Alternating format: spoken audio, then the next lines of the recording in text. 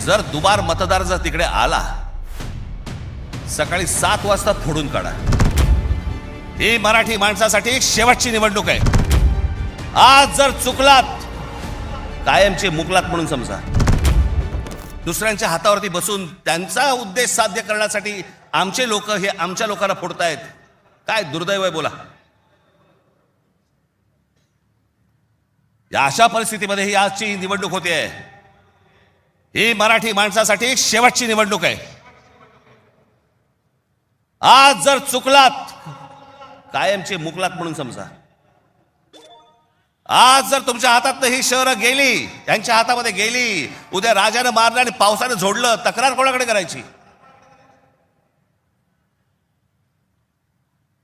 आज इतर राजकीय पक्षांमधले पण जे मराठी लोक आहेत, माझं त्यांनाही आव्हान आहे, सोडा ते सगळं. या मराठी माणसासाठी एक व्हा, या मुंबईसाठी एक व्हा, या महाराष्ट्रासाठी एक व्हा.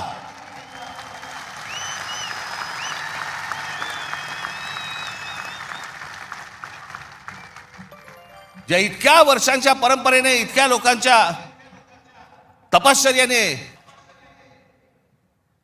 ही मुंबई महाराष्ट्राला मिळाली. 107 आमचे हुतात्मे गेले. उद्या मुंबई गेली तर त्या पुतळ्यानंतर काय अर्थ उरतो? आणि पुतळे काय म्हणतील ते? आमचा मराठी माणूस बेसावध राहिला आणि म्हणून आम्ही मिळवलेली मुंबई आम्हाला गमवावी लागली. आज तुमच्या समोर ही सोन्यासारखी संधी आलेली आहे. आम्हाला सत्ता काय, सत्याचं काय करू? सत्तेशिवाय पण आज पण लाथा मारल्यात ना. अनेक अंगावर आले, त्यांना तुडवलेच ना. पण तुम्हाला ह्यांचा मास, या सगळ्या लोकांचा, सत्ताधाऱ्यांचा तुम्हाला उतरवायचा या निवडणुकीमध्ये. कुठेही बेसावध राहू नका. माझी आपल्याला सगळ्यांना एक फक्त सांगणं आहे, हे ईव्हीएम मशीनवरती लक्ष ठेवा. दुबार मतदार सकाळी 6 वाजता, मला जेवढे काय BLA नेमलेले आहेत, सकाळी 6 वाजता तिकडे सेंटरवरती पाहिजेत दोन्ही पक्षांचे. आणि दोन्ही पक्षातले जे सगळे लोक आहेत, यांना फक्त मी एकच सांगतोय, बाबांनो, आता आपल्यातलं काही वाद नाही. आता खरी लढाई त्यांच्याशी आहे.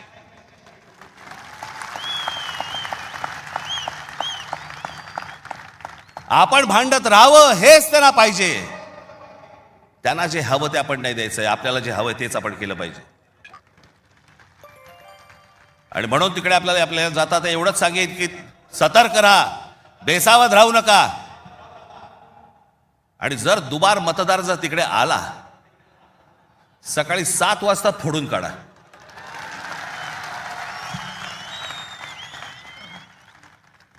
ही मुंबई राहावी, हे महाराष्ट्र राहावं, राज्य राहावं, हे मराठी माणसाच्या हातात राहावं, तुमच्या हक्काचं असावं, तुमचंच आहे ते. आणि मला असं वाटतं की जो लढा आजपर्यंत मराठा साम्राज्याने दिला, तो लढा आज तुम्हाला, आज सगळ्यांना, तुम्हाला, आम्हाला सगळ्यांना करायचा आहे.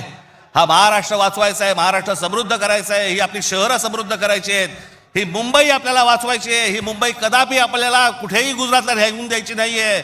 या सगळ्या गोष्टींसाठी आपण सगळेजण कामाला लागाल अशी एक आशा, अपेक्षा बाळगतो आणि आपणा सर्वांची मी रजा घेतो. धन्यवाद. जय हिंद, जय महाराष्ट्र.